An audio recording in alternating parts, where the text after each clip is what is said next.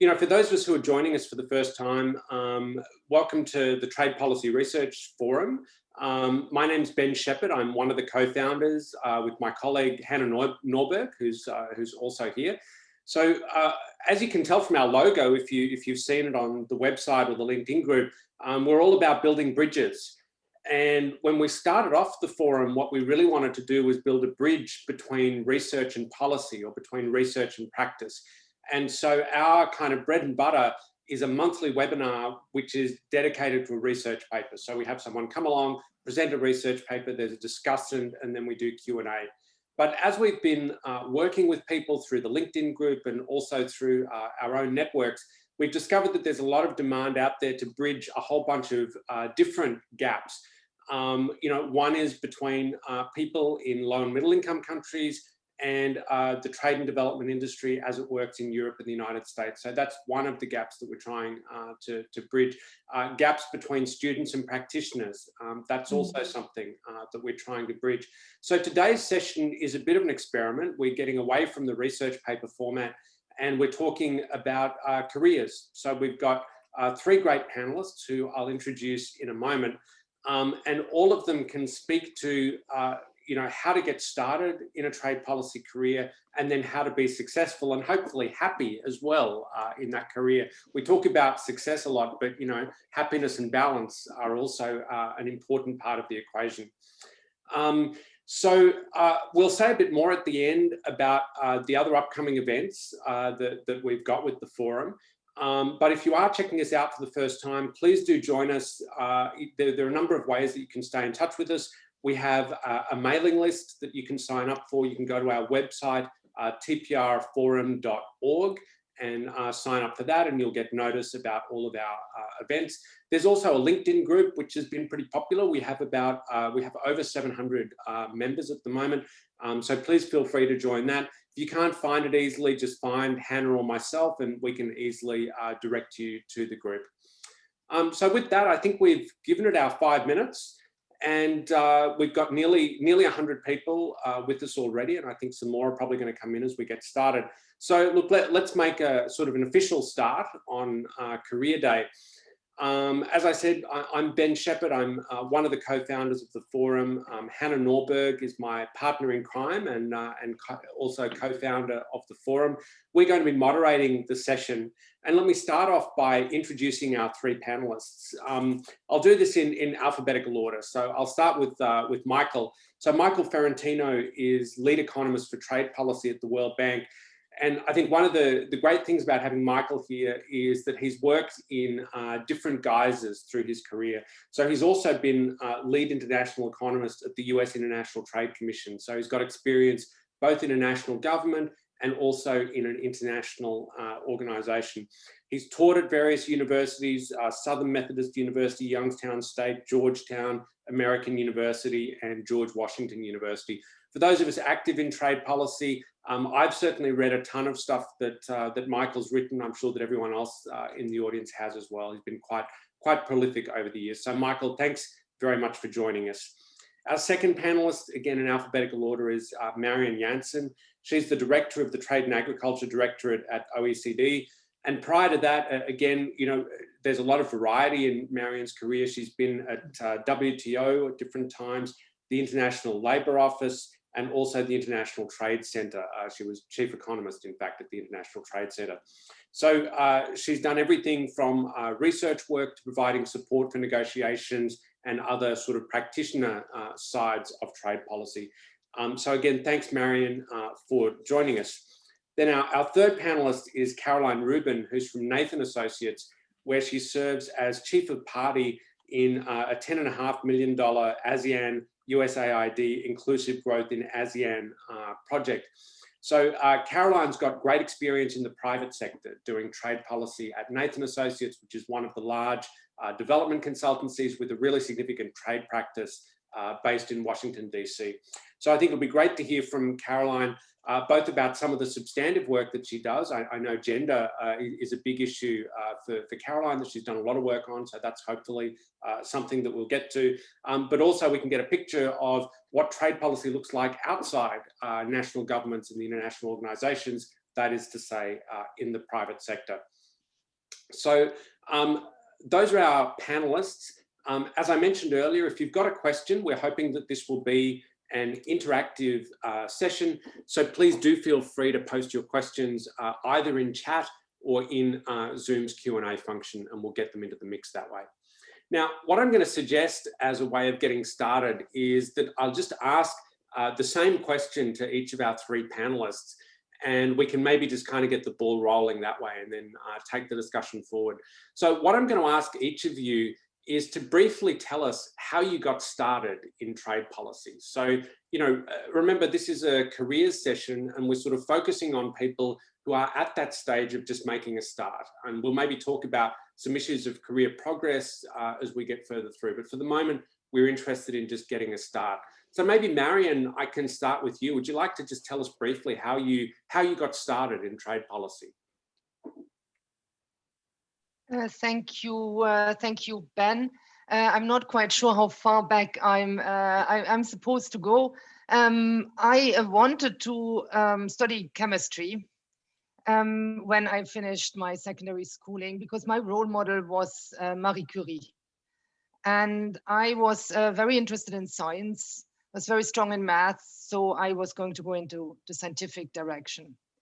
I was, however, also interested in an international career. And for some reason, the career advisor in my secondary school told me, Marion, you're good in science, you like international things. I see you working on a platform somewhere in the sea. There's an international job and it's scientific. And so being relatively uninformed, that was the only thing I knew about international careers. Somehow, a year later, I decided to change. I decided to study economics. And I decided to go for a PhD. I'm from that generation of economists who were encouraged to do a very mathematical, very quantitative PhD. This suited my talents. I find mathematics rather soothing, a bit like classical music. It's elegant, it's predictable. It's not like dealing with people, where there is a level of unpredictability. So I was good in this, but on the other hand, I had always been seeing my future as a future where I was going to be useful. And for me, the type of work I was doing in my PhD, I considered it to be too far away from reality. I had the feeling I was in an ivory tower. That explains why having the choice between an academic position after my PhD and a private sector position, I went for the private sector position. And worked for a consultancy, and also I think rather in the development field, government consultancy agency in organization in London. That I found too superficial. So then I was like, okay, I don't like the ivory tower, don't like pure business. What is something in between? And that's where the idea came from. I would like to work for a research department in an international organization. So that's motivation. Now getting there, that's more difficult. And there I have to admit that networks played a role and luck, coincidence. I was part of a network of young PhDs in trade economics. I was taking part in CPR conferences in general, and I spoke to somebody who had worked at the WTO and said, I'm interested in moving to an international organization. Now the WTO happened to be recruiting at that moment. So that was a coincidence. That person spoke to the recruiters. They made sure that my CV was still there in time in order to be taken into account. And then I went to the recruitment process, so to the selection process. But what I want to signal here maybe is that there is a dose of luck that plays a role. I do think that that professor who I spoke to wouldn't have put me in touch with the WTO if he had not believed in my qualifications, in me being a useful candidate for that process. But if I had not spoken to him, I wouldn't have realized that that process was going on at that very moment in time. And I would say that maybe at several occasions during my career, that combination of happening to have the right qualification for something and happen to know or learn about it or happen to speak to the right person has played an important role. That's a bit unfortunate in the sense that you cannot really plan this. but it does signal that networks and speaking to people is important. Thanks, Marion. That's a really great way to get started. I think there's so much of that we're going to pick up as we go through. But I think your last point that you stressed there about networks and sort of knowing what the opportunities are and then kind of how to, being able to jump on it when it comes up is really crucial. I think we've all likely experienced that. Let me move now to Michael. Same question. How did you get started? Oh, right. And so we've gone back to the beginning. I guess I was, I was a geeky kid. I probably thought I could make a living as a paleontologist, but I decided that I wanted to do economics by the time I was 16, influenced by a number of things. I liked science fiction, and there were a series of novels by Isaac Asimov called the Foundation Trilogy that described something that looked like CGE modeling but wasn't, because he didn't really know much economics. I also remember being 12 years old and having my after school cartoons interrupted on August 15th, 1971 by Richard Nixon, who announced that he was abandoning the gold standard and freezing wages and prices. And it all sounded very important, and but I had no idea what the heck he was talking about. So I ended up following a fairly standard academic path. I took a PhD with formal fields in international and industrial organization, and an informal third field in economic development. And I was placed on a university faculty that landed about 6 years. I had a lot of bad luck, good luck, that ended up leading me to where we are now. So the year that my contract was to be renewed, there were 7 people in economics up for contract renewal or tenure. 6 were let go, and this was happening all across the College of Arts and Sciences. It may be that the school was broke because of a previous football scandal. But they never tell you that, that's the reason. They tell you something murky, like there's some sort of international standard, blah, blah, blah, which we can't articulate. So I was actually trying to feed my family. And at that point, we were ready to go somewhere. And that's a difficult career point, because if you interview with schools at the level that you're at, they think you're damaged goods. And if you interview with schools at a lower level, then they think you're too fancy and will want to leave someday. And as a result of that, actually, a friend approached me and said, there is job placement advice being given out down the road in Plano, Texas, in one of the mega churches down there. Guys giving seminars on Wednesday nights. And I said, and he got tapes and things. And I said, you must be kidding. But I ended up learning things from that, which stuck with me the rest of my life, and ended up in a position where I wasn't making the sale for myself, to one where I had 2 offers and was able to bargain a salary. And hopefully I'll share some of those things with you today. We ended up in Youngstown State in Ohio, which is the kind of university that America has in places, which is really more like a high school with ashtrays. I wasn't really a good fit for it. And it turned out that in the previous cycle of looking for a job, I had spoken to the U.S. International Trade Commission. I had never really considered doing policy work before. Somebody kindly wrote me and said, we still have an opening. Are you interested in it? And I took that, and we did. So after 1 year in Ohio, we ended up moving to the Washington area. I spent 19 years at USITC, loved it there. I probably could have died at my desk there. The thing about being in Washington is you get to meet all kinds of places. You invite people, you invite them to your seminar, you get invited to their seminar. And so I got to know people at the World Bank, and at a certain point, I was fortunate enough to get a cold call from Daria Taglioni, okay? And so when people say, how do you get into the World Bank? For all the people who are gonna type this in the box, my immediate answer is, I have no idea.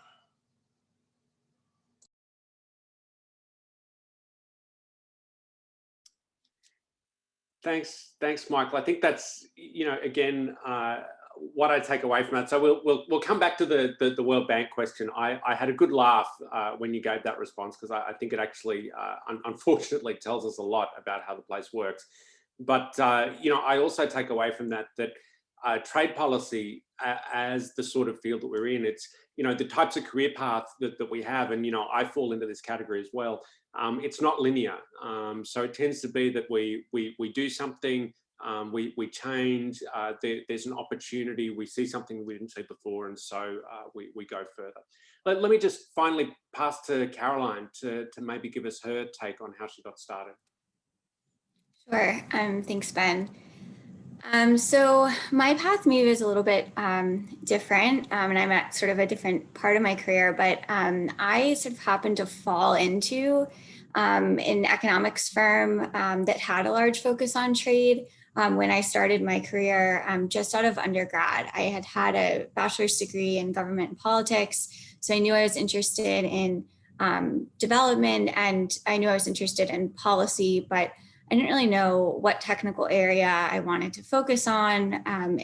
So I sort of cast a wide net in my job search, NGOs, international organizations, private sector, all kinds of things, research. And I landed at Nathan Associates. Fortunately, I was at a firm that had kind of a wide range of economic development and policy work. So it allowed me to kind of dabble and also shadow a lot of experts and economists in different technical areas while I was sort of building the project management skills, the basic, research skills, support, functions, but gaining an understanding of these different technical areas kind of from that view. And so trade has never really been something that I've focused on exclusively. It's always been sort of part of my portfolio amongst other things. So I basically sort of, worked my way up at Nathan. I've been there for my whole career to date. And so essentially kind of having the broad mix of technical areas, so not just trade, but also, as Ben mentioned, women's economic empowerment, gender, digital economy, supply chain resilience, investment, having those kind of broad mix of technical areas combined with the solid kind of project management skills that I kind of was able to build at the entry level, the first couple of levels, kind of brought me, I think, to where I am today, which is, a management, a leadership position that's really combines, a focus on trade and digital economy with, managing a team, managing all the programmatic aspects of, a $10.5 million project. But I guess the other thing I'll say that, helped me get where I am today was I recognized that I had a very supportive boss who was willing to advocate for me if I, if I worked really hard and if I sort of applied the same level of detail and effort to, booking a consultant's flight when I was an entry-level person to writing a research paper. And so she really invested in me through the years. So when sort of the most recent opportunity came up to lead this kind of trade and digital economy project in Southeast Asia, she was the first person to throw my hat in. And so that's something that was also important in getting me where I am today. Fantastic. Thanks, Caroline. And what I take away from that is actually something that I'm going to use as the basis for a follow-up question. So Hannah, I'm just going to allow myself one more question, then I'll throw over to you if that's okay. But I think what you highlight is the range of skills that we need in a trade policy career. And you highlighted project management. And, so I've been looking at some of the questions coming up here in chat, and I'm just going to sort of pick out and consolidate a couple. One issue that we've had here in the forum is that Hannah and I are both economists. So we tend to skew towards people with an economics background and topics with an economics background. But what I'm hearing, certainly from Caroline, and I think the other panelists would probably agree, is that trade policy is actually about a lot more than just economics. There's elements of law, there's elements of political science, and then of course there's the mechanics. Whether you're in a consulting firm, whether you're working independently, or whether you're working in an international organization, you're expected to manage projects and people. So 2 questions, and any one of the panelists or all of you can jump in. What are the prospects like for people trying to break into trade policy if they're not coming from an economics background? So if they're coming from public policy, law, government, one of these other areas, that's part 1. And then part 2, how do we develop this range of skills that we need to be effective in the trade policy space? Does anyone want to come in on those questions?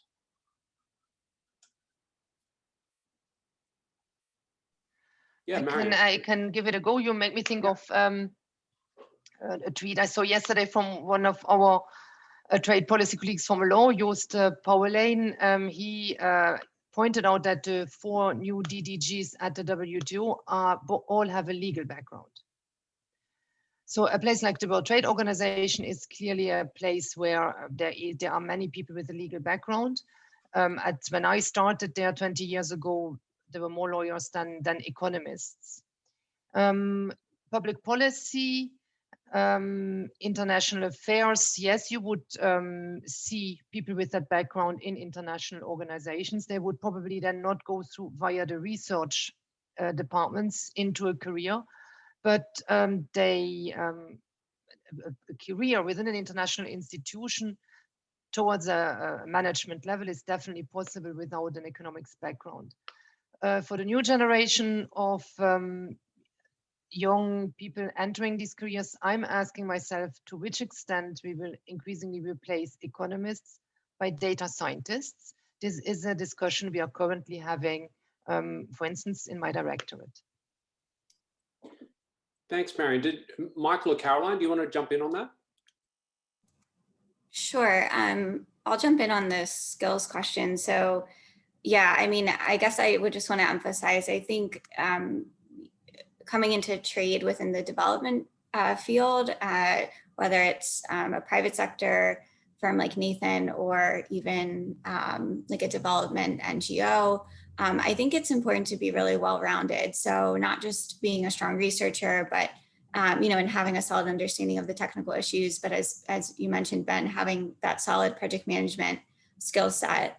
I think when you're first starting out, what I've seen is that even if you're working on a highly technical report, even if you have to have, the data skills or the R skills or what have you, you still may have to kind of manage up or manage a team of diverse levels or a mix of consultants and staff. And so that's just as important as the research angle, because without knowing how to manage a team or manage a difficult deliverable, you can't deliver a quality report, right? So I think having that mix of skills is really important. And then I guess the other thing that I would say is if you're just starting out, I think my perspective is that, you wouldn't want your technical skills necessarily to be too niche. If you're kind of more entry level, I think you could be there's so many aspects of trade. So you could be even a generalist within trade, and there's still so much to know. And so I think that also gets a little bit to what you were mentioning, Ben, that there's this overlay of law and, gender and all these interesting different topics, digital trade, right? So I think, having a kind of an understanding of that. And my boss always says, knowing enough to be dangerous. So having, knowing enough in each of those areas to be kind of well-rounded as a trade expert, I think is what is useful to a firm like Nathan or other development firms doing this work. Great, thanks, Caroline. Michael, I'm not sure if you've got a take you want to put in. If not, we can. Yeah, sure. Just very quickly. Yeah, I'm going to just describe the unit that I work in, and and I would say that at least a third of us are not PhD trade economists. We certainly have international trade law types. We have a gender specialist. But here's something that might not occur to people. About a third of our unit, and the ones whose skills are probably most in demand, are people who work on trade facilitation, and they're not economists at all. They in fact think economists are kind of silly. Most of them came up through their national customs and got experience, like seizing things from ships and stuff like that. And I don't know what the qualification is to, it might be a quite generalist to go and actually, work on, customs management issues. But this is, I mean, I don't know, maybe you can go from, doing any number of things to that. But this is a path that a lot of people end up taking that wouldn't occur to a lot of people. Yeah, that's a good tip. Thanks. And it actually goes to a couple of the questions that we've had there in chat. So people asking, do I need a PhD in economics, or do I need a PhD to sort of go down this path? And I think that's a really nice tip, because particularly in areas like trade facilitation, there's a whole bunch of sort of practitioner knowledge that I think is increasingly being valued, especially at the World Bank. But then also to hear, Marion and Caroline talking about some of the outlets for lawyers, and then people with other, maybe a more generalist kind of approach. So I think we'll come back to some of this in terms of sort of thinking about what the early stages of a career path can look like. But maybe I can hand over to Hannah. I'm sure you've got some questions as well. Well, I do. So my name is, hello everyone, and thank you so much for being here. So Ben and I, we usually take turns hosting these events, and this was Ben's event. So I've been sitting on pins and needles here, but finally he's letting me in. So my name is Hannah Norberg, and I do independent work as a trade policy advisor. So I'm the trade economist, but I'm also the very proud founder of something called Trade Experts. Which is hundreds of women who work in trade. So we call it from all walks of trade from all over the world. So this was exactly what we were talking about when Michael was talking about people who work in customs and trade facilitation, regulators, negotiators, which is why I went out on my own, because first I have an authority issue, some authority issues, obviously, because you have to have, otherwise you don't go entrepreneuring. But so that's the one part. And the second part was that I was absolutely curious and passionate about that. I wanted to know trade policy. And in order to do a good job as an advisor, I wanted to know the entire chain. So I wanted to talk to chambers of industry, chambers of commerce, and then the whole chain through customs and to the consumers and to the SMEs. And I couldn't find anyone to hire me. So I made it up and just started out on my own. And then Ben scooped me up for this. So I'm super excited about this, of course. So I have a question, because I was also at one point the student counselor at my department in international economics back in the day. And people kept coming to me and saying, well, I would really, really like to work in this, but there isn't a lot of jobs in that. So should I just change and go into the other department and study accounting? Because that's where the jobs are always there. And I kept holding out, the goal for passion. I was like, you've got to follow your passion. Now, maybe not everyone does it to my level, and maybe that's stupid to do it to my level. But I wanted to hear from you guys, how important is it? And I loved, so Marion had this amazing quote that she lent us as we were doing this. So I was actually going to sort of scoop into that, because you all are in the process of helping to hire. And so what you're looking for, I mean, so we can look at this from both sides, right? From ourselves. So what drove us? Was it important for you guys that you had the passion for what you're doing? And it's been obvious that you had. But also when you meet other people who are either asking you for career advice or who are coming to you as your recruiters, how much of it is passion and drive for the area? So how about we start with Caroline there? Sure. Well, just to be sort of frank on this, you know, since I am sort of situated in the development sector, no one goes into the development sector for money. So yeah, I think it's, you know, people that are doing trade within development are there because they're really passionate about it. They love what they do. And yeah, it sort of makes them tick, right? And, you know, there's maybe a level too of this, you know, feeling when you're able to support a country in implementing a new trade policy or, you know, seeing something like that come to fruition. And I think working on trade policy specifically within development is I think kind of extra rewarding because policies more generally take so long to see the change, right? It's not instant and overnight. So you can work on a project for 5 years and a policy still hasn't been implemented, right? But you've been working on it for years, taking baby steps. And so you don't really have that kind of instant, you know, gratification, for lack of a better word, with the policy work. But I think, you know, so it sort of takes passion and patience and hard work. But yeah, I think that's why people do it, at least within sort of development. So pick something. So you're on my team. Don't go for accounting if you don't like it. Stick with what you like. Right? Yeah, you're gonna do it many hours a day. That was my answer.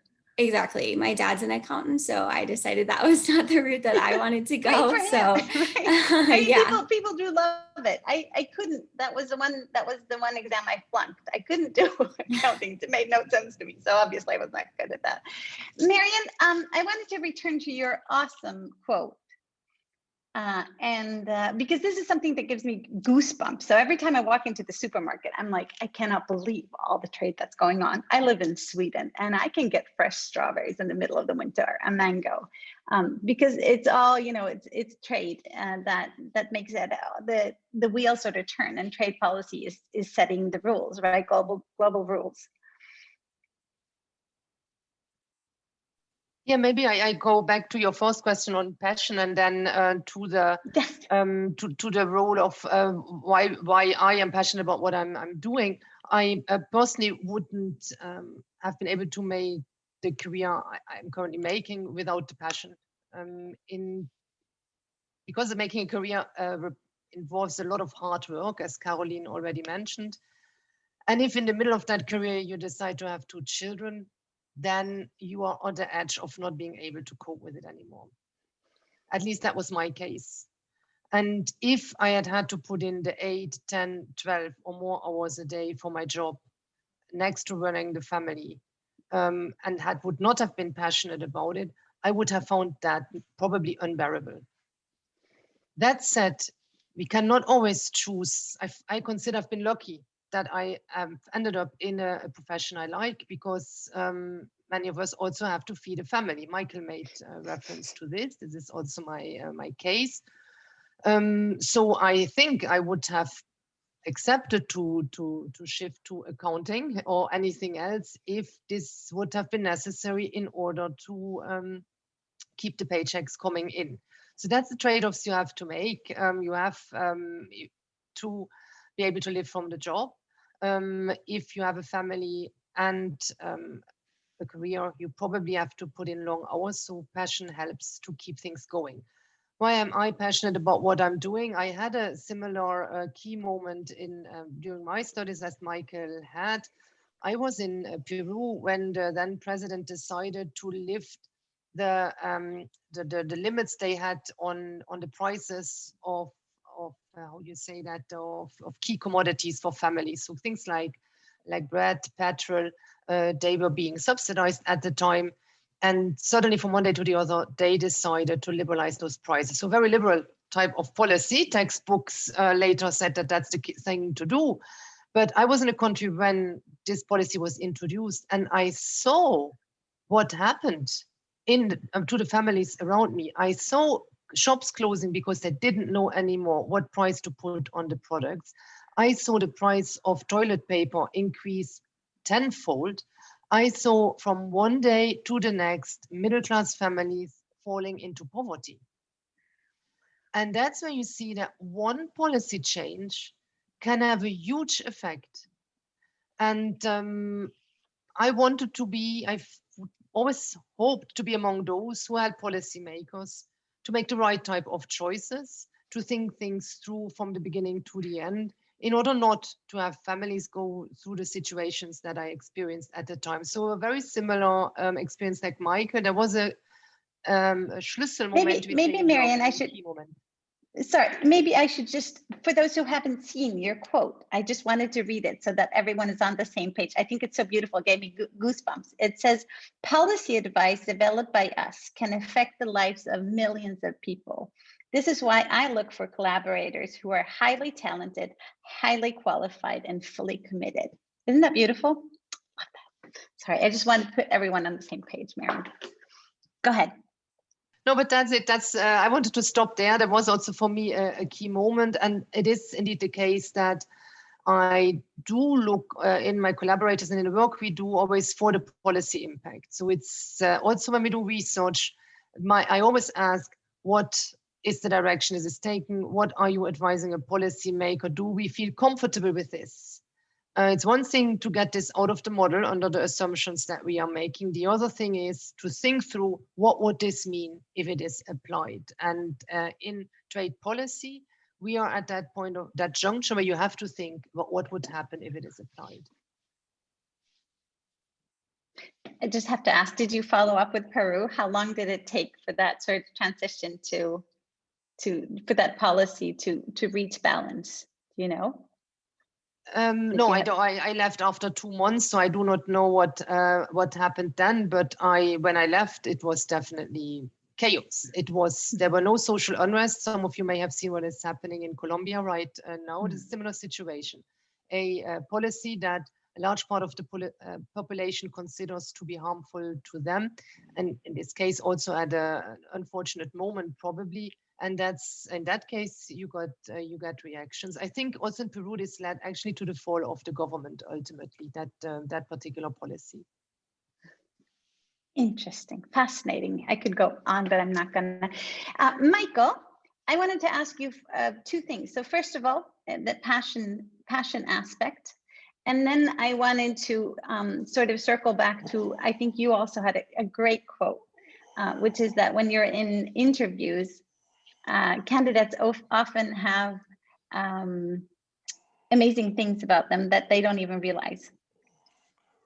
Right. Well, in terms of passion, I mean, I'd say at the bank, we have a lot of short-term consultants, which, and I've seen some reference to this even in the box. This is these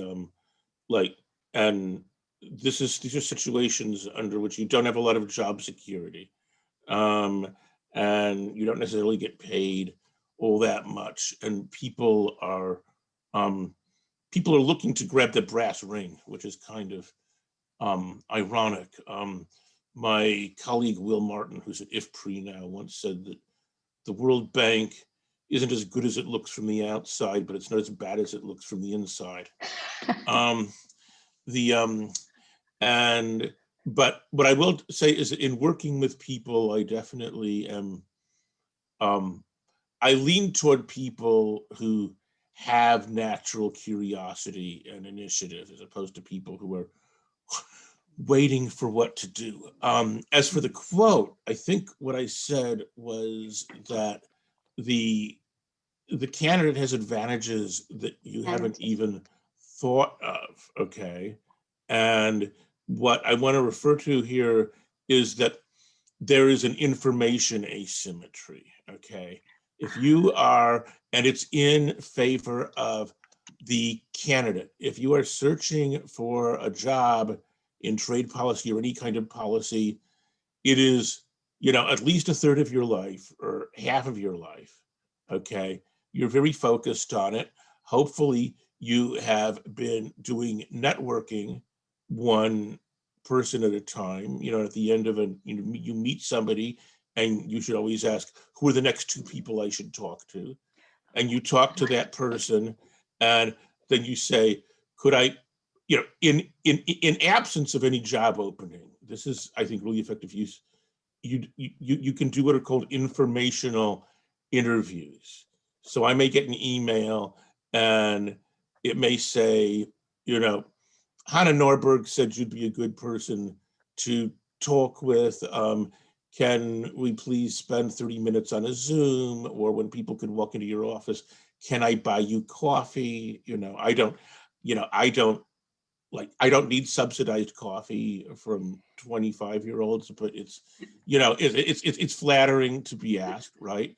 And then, so that's your point at which you can ask a lot of questions like, what does this job involve? And you're not really in an interview setting, okay?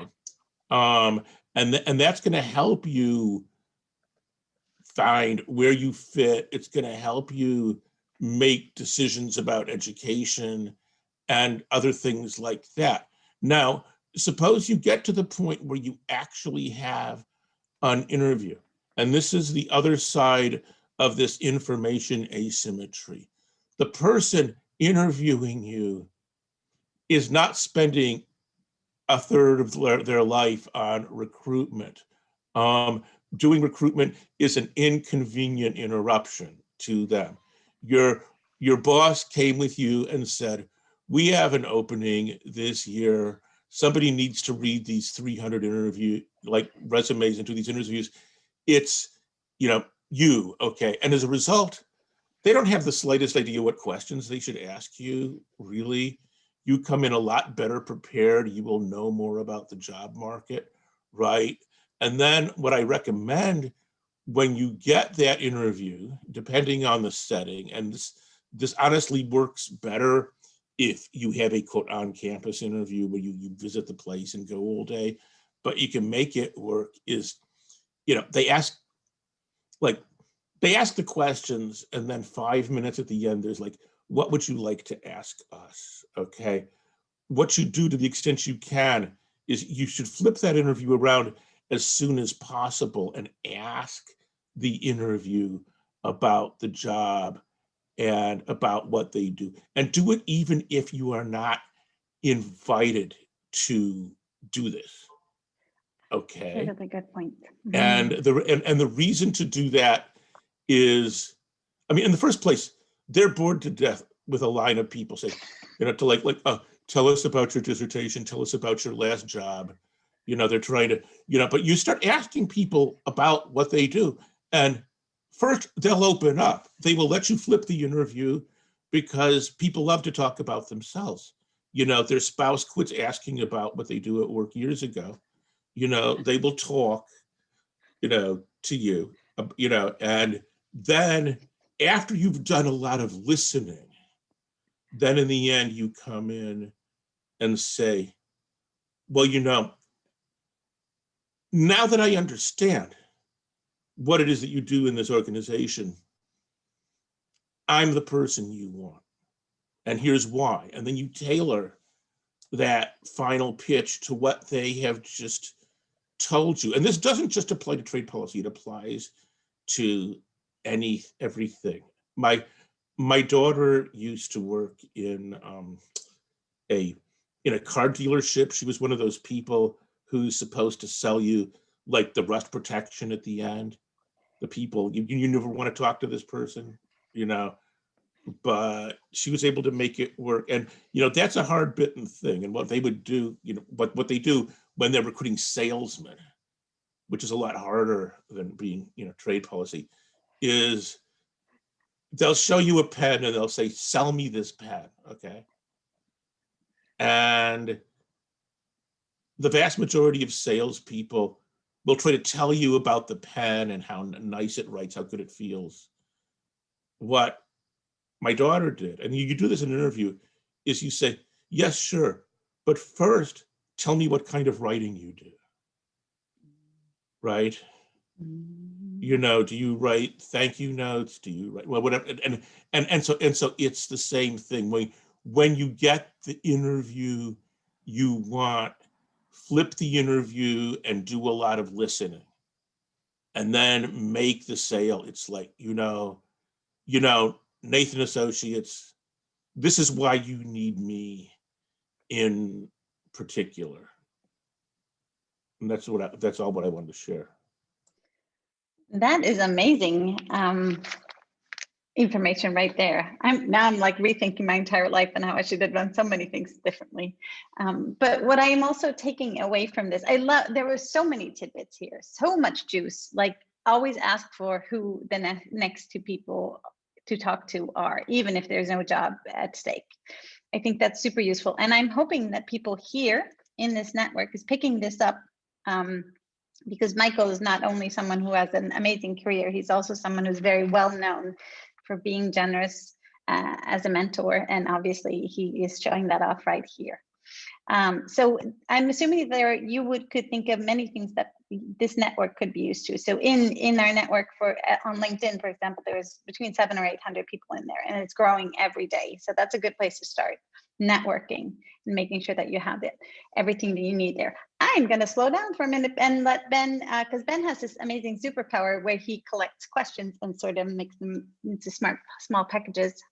Thanks, Hannah. No pressure at all with that introduction. Actually, what I wanted to do was pick up on something that's running in the chat, but also what Michael just said. So, you know, thinking of the need that there is, I mean, really in any career, but I think it's particularly true in international careers, you've kind of got to be at the right place at the right time. And when you graduate from an American university or a European university, there's a certain pipeline there. You can go physically to Washington, DC or Paris or Brussels, and you can have these kinds of informational interviews that Michael was talking about. But I'm just wondering if we can put out any sort of ideas for how people in other countries can go about breaking into this this world and sort of making those connections. You know, when I'm advising people, I always sort of say that out of 10 informational interviews that you do, there's probably going to be at most one that actually leads to a concrete opportunity. The rest is all just about learning about how these places work and who the people are that you need to talk to.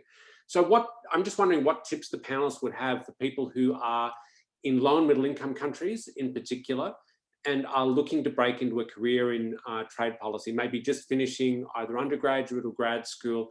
You know, how do they get started with this? And I guess one thing I'm wondering is whether our current moment, where we're doing a lot of this on Zoom, does that actually make it easier to get this kind of process started? So, you know, Michael, you mentioned informational interviews, so maybe I can turn over to you to have the first shot at responding to that. Yeah, certainly Zoom, WebEx, all these technologies do make it easier to, like, yeah, like if you aren't going to come to Washington or Geneva or Paris, then you have a chance at getting somebody's attention. But the other thing that I would say is that most of the people in the multilateral organizations didn't start out in the multilateral organizations. They started somewhere else. And so if you are working in your country, then consider first, can I do trade policy where I live? Because a lot of people in our office have a prior background. I did this in Chile, in Costa Rica, in Canada, like wherever. And and it's easy to get lost in the crowd if you're knocking on the door of the OECD or the World Bank. If your resume says, I actually, I actually worked for the Ministry of Commerce in Zambia or wherever. wherever, and I worked. Actually, that is a perfectly reasonable place to start, and it will get people's attention later. Thanks. That's a really good tip. So, you know, there is this tendency when we talk about trade policy, because it's an international field, to think that it only happens in international settings. But of course, a huge part of it, and you know, Michael, you're no stranger to this, having worked in the US administration, a lot of it starts much closer to home. So I think that's a really good piece of advice, that, you know, looking for first experience, it can often make sense to look close to home. Caroline, did you have any thoughts on that? And I'm going to ask the question sort of slightly differently, because I think in the private sector, an entry-level role can look a bit different from how it looks in the World Bank and OECD in these places. So, you know, my understanding, and you can correct me on this, is that there tends to be more outlets in the private sector for people coming out of undergrad as well. So maybe you could speak to that a bit. Sure. Thanks, Ben. Yeah, I would agree with that assessment as well. You can come in just with a bachelor's degree. You don't need even a master's or PhD. So I think that's one sort of barrier removed.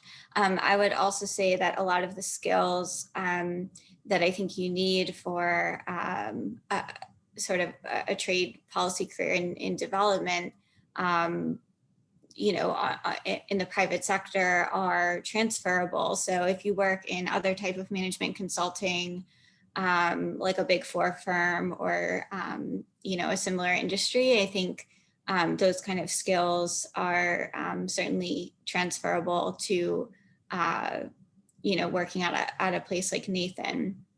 The other thing that I would say, and I mentioned in a response to one of the Q&A questions, is particularly outside the US, I think looking for more tailored and kind of specific groups. So I'm thinking of, I think there are 3 chapters in Africa of OIT, which is the Organization for Women in International Trade. I think is the, I think that's right.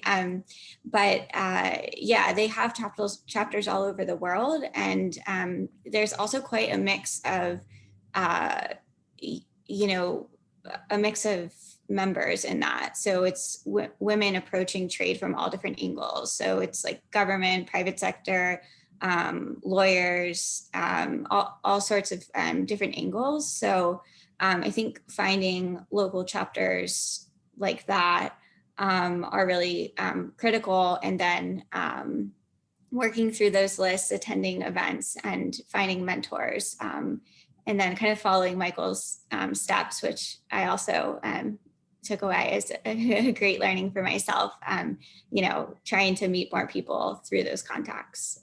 So. Yep. I'm just going to jump in here just real quick for a second, because Ann Gaita, I know her through the Trade Experts. She is at OIT in Nairobi, and she's on here and she's in the group. So if this is, you know, something that piqued your interest, Ann is your lady. Thanks, Caroline, and thanks, Hannah. I think that's you know, I think it's really important to keep in mind that depending on the outlet that we're thinking of, often the kind of baseline qualification that we need to get into it can look quite different. And the paths can look quite different. So, you know, again, there's a question here of, in the chat of kind of what opportunities are there outside the international organisations, and I think it's a great question, and it's one that we've tried to answer by having someone from the private sector here. My feeling is that we're going to need to do a follow-up on this session, maybe in 6 months' time or 9 months' time. Because even within the private sector, you know, Nathan is an example of a consultancy that does a lot of really good work.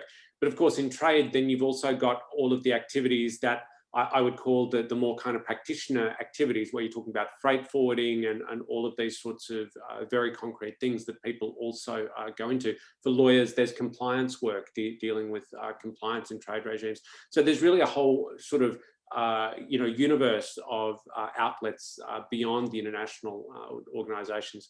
But Marion, maybe I can turn to you just for the last word. I mean, if you want to respond to the question that I mentioned about informational interviews and Zoom and all that sort of thing, that'd be great.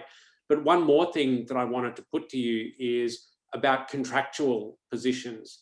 I remember when I finished my first stint in grad school and I was looking for a job in trade. Now, ultimately, I went on to do a PhD, so this was all by the by. But I remember looking around and thinking, okay, the way that I get into the World Bank or the WTO or the OECD is to join the Young Professionals Program. That's how it works. And of course, now that I sit where I sit, I think actually most people, as Michael said, get into it in a completely different way. And I think one way that's increasingly common is these kind of short-term contractual positions. So I was just wondering if you could speak to that a bit, you know, how that works as a career entry point, and then how you turn that into something that can be more durable. Yeah, that's definitely, I would say in many places, the career entry point. In the United Nations, I would say increasingly. At OECD, maybe a bit less. And it's not just temporary, permanent, it is consultant, temporary, permanent. And then on the permanent, permanent is not a permanent job, it's a fixed contract, a longer term contract. Permanent hardly exists anymore. And then it depends often on the type of funding your post is on. That's something to look out for, because you may be on a contract that is a multi-year contract, but the funding is not stable funding. And those contracts can then be ended when the funding stops. So this is the current situation. These things have changed over the years. I would say that the entry is becoming more difficult in the sense that the entry contracts are less comfortable than they were 20 years ago when I started. I would say that it takes probably now 5 years in an organization in order to be there where I was in my first year. So that's something that is happening in the public sector, and you can easily see that all these organizations publish their packages, and depending on when you started an organization, your package is different, and these packages have not improved over time. What you have to keep in mind, and in these discussions, in these informative meetings, in these interviews, in this short-term contract, is that every interaction you have with Michael, with Caroline, or with me will influence the image we have of you. And what you do today may be relevant for a decision we take 3 years from here.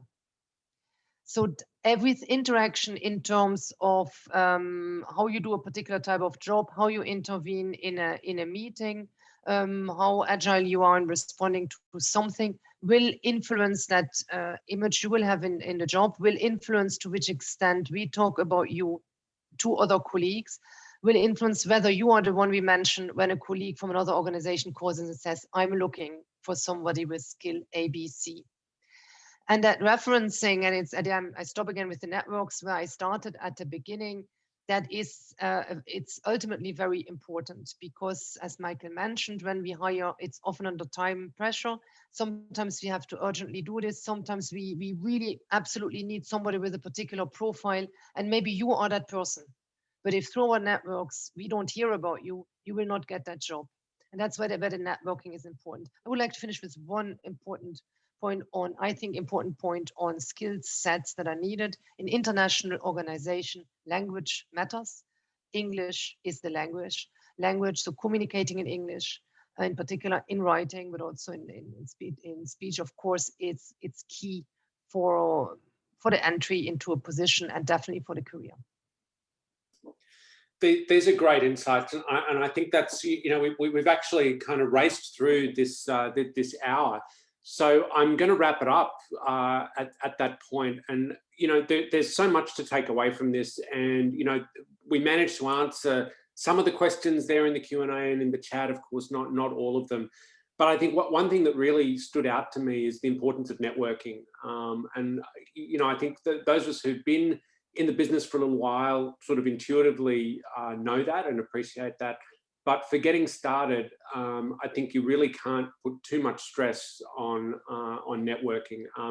As was said, if people don't know that you're there and you've got the skills, it's very hard then to get the job. And so I think using this current moment where you don't actually have to be physically in Washington, DC, or Paris, or Brussels, or Geneva, to reach out to people, to learn more. Like Michael said, when you're interviewing, everyone loves to talk about themselves. So if you want to talk to people about what their job looks like, what their organization does, all this sort of thing, you'll learn a ton from it, whether or not there's ultimately a job at the end of it. Then the second thing that I want to take away is something that Marion said, which is, you know, if I can put it in game theory terminology, it's not a one-shot game. So when you interact with someone in the trade policy space, you know, it's a good-sized industry, but it's not an enormous industry. People know each other, and you see people over and over, whether it's in meetings, whether it's in interviews, whether it's writing things together.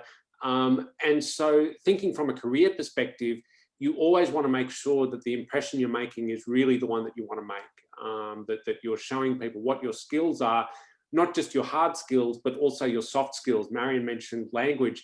Caroline mentioned project management and those sorts of skills. So I do think that you want to communicate to people that you've got this range of background and skills that we need in a profession like ours. So what I'm going to do, I'm going to thank our panelists, Michael, Caroline, and Marion, for being with us today. Thank you for sharing so freely. You know, when we have a talk like this, there's always a bit of a personal element to it, where we're asking you about your experiences and your thoughts. Not everyone's willing to do that on a Zoom with 150 of their closest friends, but you guys are. So thank you very much for doing that. We really appreciate it. Thanks, Hannah, as always, partner in crime, for asking some great questions. And what I'm going to do to wrap up is just tell people, if you're joining us for the first time, just to let you know about our next event. So May is actually pretty busy for us. We've got this event today, and then we've got our usual research webinar on May 20th, again at 9 a.m. Eastern time, US. And it's devoted to blockchain. So we're going to be having a discussion around how blockchain is changing trade. We've got two great presenters. We've got Alyssa DiCaprio from R3, which is a blockchain firm that's active in the private sector. She's formerly from the Asian Development Bank, and Emmanuel Gunn from WTO. So it's really two fantastic panelists. If you're interested in knowing more about blockchain, please do come and join us on the 20th. In the meantime, if you'd like to keep in touch, tprforum.org, you can sign up for our mailing list and be aware of all of the seminars that we have upcoming. And of course, please do join the LinkedIn group. So with that, thanks very much to the panelists. Thanks, Hannah. And thanks everyone for being here. It was a real pleasure to moderate this session. It truly was. Thank you so much, everyone. Thank you, Ben. Thank you, Michael. Thank you, Caroline. Thank you, Marion. Amazing, amazing, amazing. I knew it would be fun, but not this much fun.